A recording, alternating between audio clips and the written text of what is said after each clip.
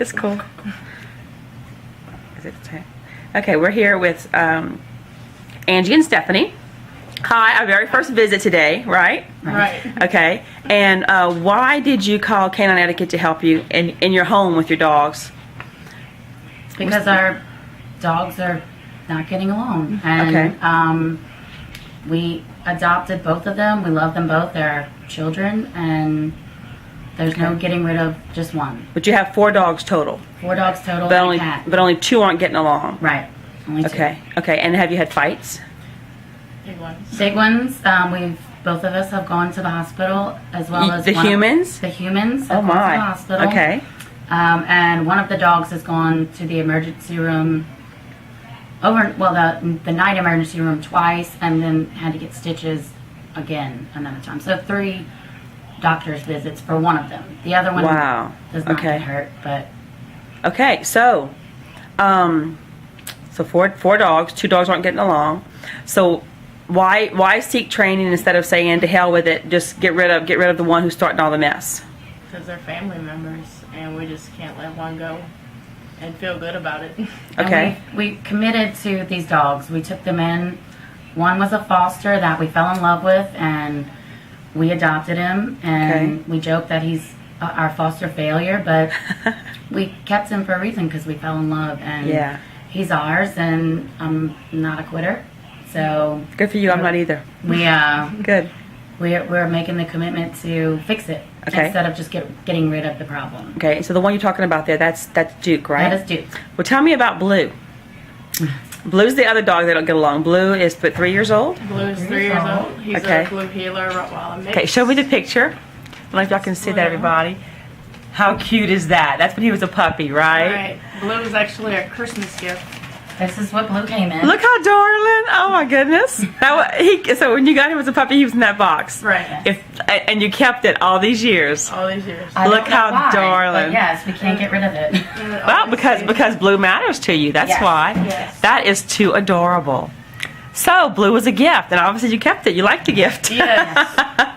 Okay. And so Blue was her sister knew a lady who had a litter of puppies. The dad was Rottweiler, the mom was Blue Heeler. The Blue Heeler mom got killed about a week and a half after they were born. So her sister in Ville Platte, who is a groomer, decided, okay, I'll take care of the puppies until we can find a home for them. Okay. Well, of course, she sends us the pictures, and they look like that, and how can you say no? Right. Well, at the time I said, no, we can't do that. We can't. I was about to start my master's. I can't do this. There's no way. But inside I was like, this is Christmas. This is going to be a really big surprise. And crazy enough, we were able to keep it from her, with the mom and sister not saying anything. I'm shocked. But, wow. They don't keep secrets, right? But anyway, he was never weaned off of his mother. Okay. He was bottle fed. Okay. And he was given to us with this bear that he sucks on. He nurses at night. It calms him down. Okay. Anytime he would freak out, go get your bear, and he literally holds it and sucks on it. That's his heart. And so we've been through probably 5 or 6 bears that we've had to tie one piece to the next. But now all you have to do is call it bear, and he takes it. Attaches. And he attaches to it. It's insane. So what happened when you got Blue? What happened when you got Blue? Obviously, you said a little while ago, he's your what? Oh, he's my baby. He's your baby. He was mine, and he was spoiled, and we did try to train him when he was little. Okay. For house training purposes, because we work, and so during the day he was in there. All right. At night, so I got him in December. He actually stayed in that crate until February, because 2 months. Okay. that was my next birthday present, was that I wanted him to sleep with me. So your birthday, okay, I'm just learning all this too. So your birthday present was him to sleep with you, okay? So as of February, after him he being was a puppy. created during the day, but not at night. Okay, so he slept with you at night. Okay. Okay. So basically, so you've called Canine Etiquette because you want your dog to get along. They're aggressive. Yes. Tell me this, are you afraid that one dog may kill the other? Yes. Yes. Yes. We're afraid that the new foster failure Duke is stronger and he's going to. And he's going to kill Blue. Yes. Okay. And are you afraid of yourselves getting hurt again? Yes. Have they ever attacked any humans? No. And I'm blown away. I was taking notes a little while ago. The last incident that happened, I'm still blown away when I think about it. You were walking Duke out on leash. The bigger one. Out the back door, the bigger one on leash, and Blue literally went over the couch. Yes. And attacked. And what's a shame is, Duke is the pit bull mix. He's the killer dog, as all of our society friends thinks. say. And you need to get rid of him. He's the killer dog who walks out and is attached to my hip, and the one who is being attacked is the one that flies out the door and attacks the killer dog. So tell me, as you that's said, what okay, blew tell my me mind. what, okay, so what are your friends saying? You mentioned that.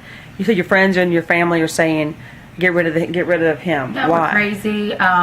You're crazy for what? For keeping your dog? We're crazy because this dog that we've only had for about a year is going to kill our dog that we've had for 3 years.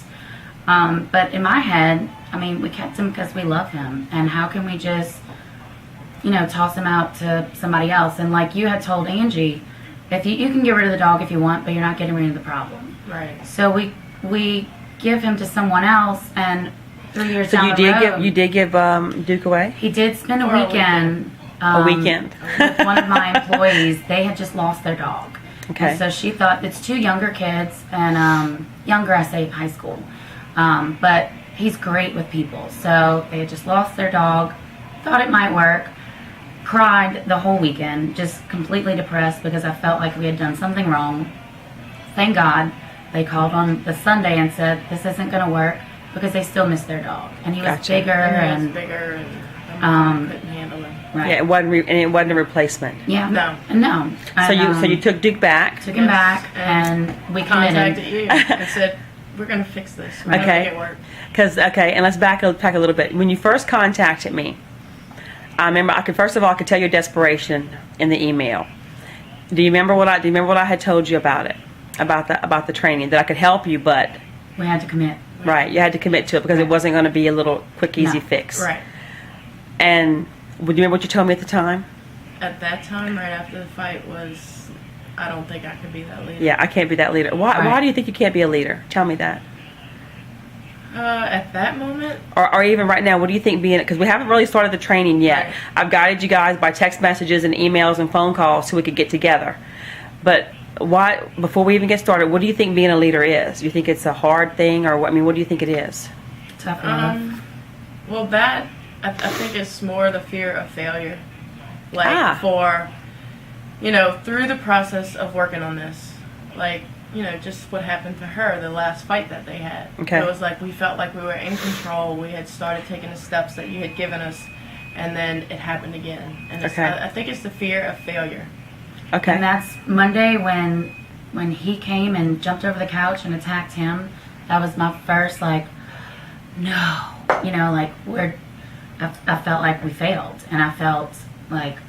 I want you to know you haven't failed. You haven't failed. We had never gotten together. We had never really diagnosed the problem. Right. And I felt like I let them down, because you always say if you set them up for failure, then not you, but right.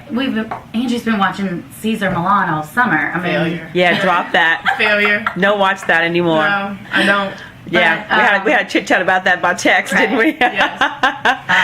But yeah, it was like watching those TV stuff. They only show you what you want to see, and it doesn't work. Right. So, I knew that, but. And I always would joke, and, when we first got Blue, he didn't like anybody to hold him and love him, and he would, and one night he snapped at my face, and so I beat his butt, and so she said, don't, you're going to hurt him. I'm like, I'm not going to hurt him, but he needs to know that I'm not putting up with that. This. Right. And, so I always joke with Blue, I'm like, we're not gonna have a mean dog in this house, and she always said that. She always told Blue, we are not having a mean dog. We will not have a mean dog in this house. And she grew up with a mean Cocker Spaniel. Oh. That ruled us, let me tell you. And she did. The mom was like, oh well, you should have known better. Right. If the dog would bite her, you should have known better. You shouldn't have grabbed her bone. You shouldn't have grabbed her bone, or you shouldn't have walked by her, or she was. They never mean. fixed the problem. They No. let her do as. Gotcha. And she was an only dog, so okay. she ruled the house. Okay. But yeah. So I need to know from you. Okay, but besides Sorry. fear of failure, no. I'm glad. No, it's all really good stuff.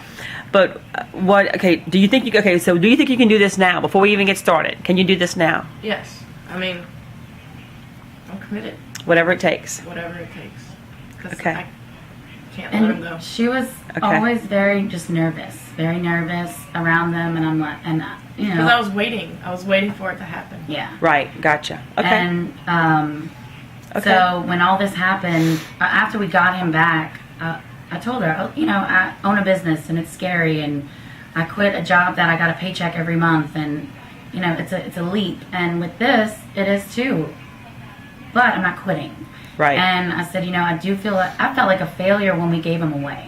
Right. Yes. And Because we didn't even. because try. we didn't even try, and I told her, I was like, I'm not quitting. I don't want either one of them to get hurt, but I know we can do this. I mean, Right. Oh, I agree. I have no doubt. college educated people. We can do this, right? Yeah.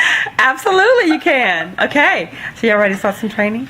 I am. Yes. I Okay. have been saying all week. I can't wait till she comes again. So everybody stay tuned. Yes. We will have a success story coming up. Absolutely. Yes, we will. When y'all meet the dogs, absolutely. And I'm gonna give a plug for your business, the Purple Penguin. You have something coming up soon We too. do. On September 6th and 7th, we are Yes. doing Paint Your Own POW, and it supports all the local Rescue groups. Yes, and I'm gonna go. Yes. Yay. Good deal. So Okay. come paint your POW.